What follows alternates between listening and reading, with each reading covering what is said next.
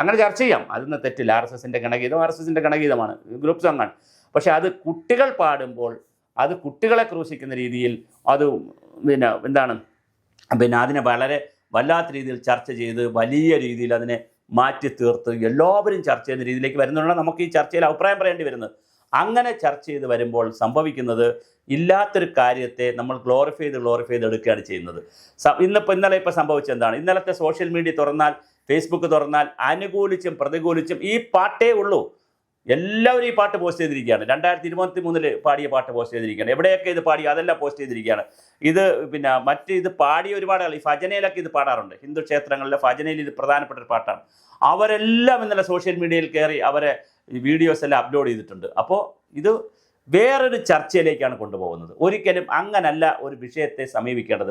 മാധ്യമങ്ങൾ ഇഗ്നോർ ചെയ്യേണ്ട ഒരു കാര്യമുണ്ടെങ്കിൽ അത് ഇഗ്നോർ ചെയ്യുകയാണ് വേണ്ടത്.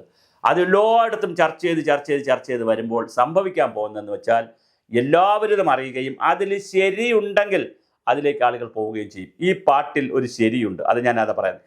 RSSൻ്റെ ഗീതം എന്ന് മാറ്റിവെക്കുക. ഇത് ONV കുറുപ്പോ അല്ലെങ്കിൽ മറ്റേതെങ്കിലും വയലാർ അങ്ങനെ എഴുതാൻ സാധ്യത, വയലാറിൻ്റെ കാലമല്ലല്ലോ. ONV കുറുപ്പോ മറ്റേതെങ്കിലും ഉളപ്പമണ്ണയോ അല്ലെങ്കിൽ ചെറുശ്ശേരി അങ്ങനെയുള്ള സാധാ വള്ളത്തോളം എന്നൊക്കെ പറയുന്ന നമ്മുടെ കവികളുണ്ടല്ലോ, അവരാരെങ്കിലും ആണിത് മറ്റേ വന്ദേ ഭാരതം ബങ്കിം ചന്ദ്ര ചാറ്റർജി എഴുതിയതുപോലെ ഈ ഒരു പാട്ട് എഴുതിയിരുന്നെങ്കിൽ സ്വാഭാവികമായിട്ട് എന്താ സംഭവിക്കുക?